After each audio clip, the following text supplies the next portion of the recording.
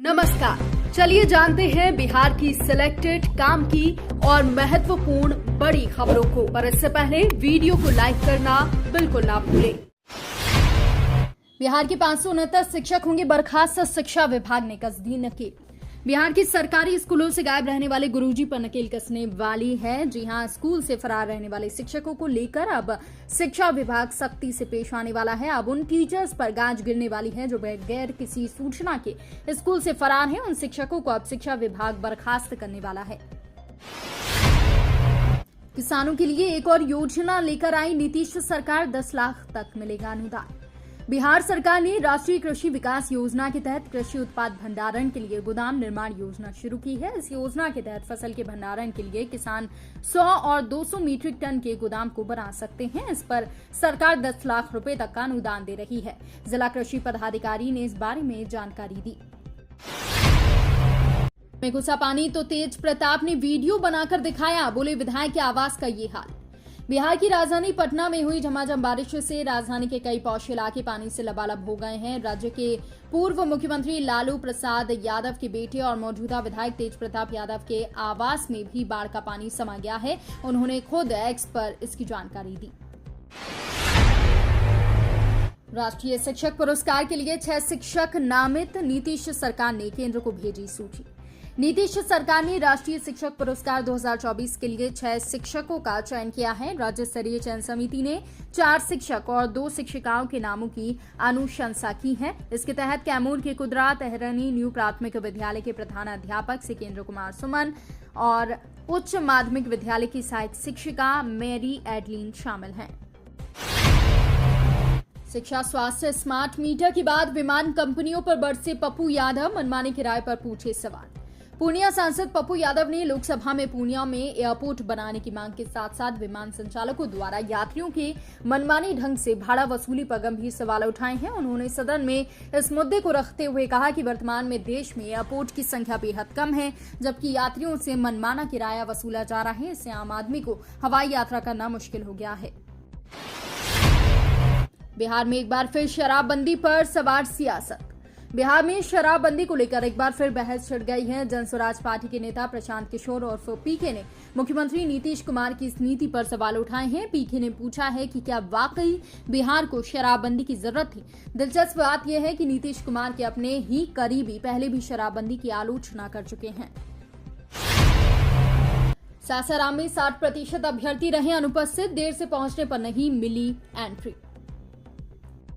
केंद्रीय चयन परिषद की लिखित परीक्षा रविवार को सासाराम के 10 केंद्रों पर हुई। इस परीक्षा के दौरान कई केंद्रों पर अफरा तफरी मची रही। करीब 60% अभ्यर्थी परीक्षा में शामिल नहीं हो पाए। 11 बजे के बाद केंद्र में अभ्यर्थियों के प्रवेश पर रोक लगा दी गई। इस कारण बड़ी संख्या में अभ्यर्थी परीक्षा से वंचित रह गए। मोदी जी ने विपक्ष का मंसूबा तोड़ दिया, ST/SC आरक्षण पर बीजेपी ने तेजस्वी को ठोका जवाब। ST/SC आरक्षण में क्रीमी लेयर लागू नहीं होने का फैसला, बिहार भाजपा के नेताओं ने इसका स्वागत किया है। पार्टी नेताओं ने अलग अलग बयान जारी कर कहा कि केंद्र सरकार का निर्णय साहसिक है। केंद्र सरकार ने साफ कर दिया है कि SC/ST के लिए आरक्षण में क्रीमी लेयर का प्रावधान करने का कोई विचार नहीं है। SSB ने 10 किलो गांजा किया जब्त, तस्कर फरार। SSB 45 बटालियन की सीमा चौकी रिफ्यूजी कॉलोनी के द्वारा 10 ग्राम गांजा जब्त किया गया है। जानकारी देते हुए 45वीं बटालियन के कमांडेंट गौरव सिंह ने बताया कि आज सूचना तंत्र से सूचना मिली थी कि रिफ्यूजी कॉलोनी के बैनाली पट्टी गांव से तस्कर गांजा को पार कराने की फिराक में है। इसके लिए सीमा स्तंभ संख्या 200 से लेकर 201 का रास्ता चुन सकते हैं। BSNL 4G 5G नेटवर्क शुरू, मात्र 10 रुपए में सिम बुक करें। भारतीय सरकारी टेलीकॉम कंपनी BSNL अफजल नए 4G टावरों को साथ private telecom company Jio Airtel को कड़ी टक्कर जरूर देने वाली है। BSNL में आखिर अपने नए 4G टावरों के साथ जरूरी अपग्रेड कर लिया है और 5G सेवाएं भी शुरू करने की योजना बना रही है। स्वास्थ्य मंत्री खुद कर रहे सदर अस्पताल की व्यवस्थाओं की मॉनिटरिंग।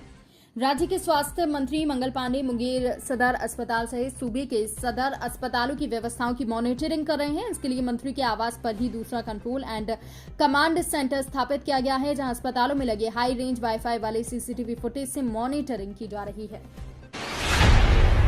बिहार में भूमि सर्वेक्षण की प्रक्रिया शुरू, किश्तवाड़ के तहत बनेगा जमीन का नक्शा। बिहार में जमीन सर्वे की प्रक्रिया शुरू हो गई है। फिलहाल हर पंचायत में ग्राम सभा के माध्यम से जमीन सर्वे से जुड़ी पूरी जानकारी दी जा रही है। इसके लिए हर जिले में अलग अलग टाइम टेबल बनाए गए हैं। इसके बाद अगले चरण में किश्तवाड़ का काम शुरू होगा। इसके तहत जमीन का नक्शा बनाया जाएगा। पटना में जल जमाव को लेकर नितिन नवीन ने बुलाई आपात बैठक। नगर विकास एवं आवास विभाग ने पटना में जल जमाव को गंभीरता से लिया है। विभागीय मंत्री नितिन नवीन ने रविवार को छुट्टी के दिन बुडको और नगर निगम के अधिकारियों की आपात बैठक बुलाई और जल निकासी सुनिश्चित करने का निर्देश दिया। उन्होंने साफ कहा कि मेरे विभाग में लापरवाही की कोई गुंजाइश नहीं है।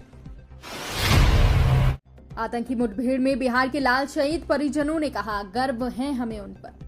जम्मू कश्मीर के अनंतनाग में आतंकी मुठभेड़ में छपरा के दीपक यादव के संग 2 जवान शहीद हो गए हैं। इस घटना की खबर लगते ही पूरा गांव गमगीन हो गया। शहीद दीपक यादव जम्मू के अनंतनाग में आर्मी के फास्ट पारा स्पेशल फोर्स के हवलदार के रूप में कार्यरत थे। मोदी सरकार को धमकी देने वाला कट्टरपंथी गिरफ्तार। बांग्लादेश में अशांति के बीच अब भारत में कुछ ऐसी कट्टरपंथी ताकतें हैं जो बांग्लादेश जैसे हालात में भी भारत देखना चाहते हैं और इस तरह की बातों के लिए सोशल मीडिया का सहारा लिया जा रहा है। इसी कड़ी में एक कट्टरपंथी शख्स ने मोदी सरकार को धमकी देते हुए लिखा था कि श्रीलंका और बांग्लादेश के बाद अब भारत का नंबर है। इस शख्स के खिलाफ केस दर्ज कर इसे गिरफ्तार कर लिया गया है। तो ये थी आज की बड़ी खबरें। रोजाना ऐसे ही सबसे पहले ताजा अपडेट पाने के लिए चैनल को सब्सक्राइब करना बिल्कुल ना भूलें। धन्यवाद।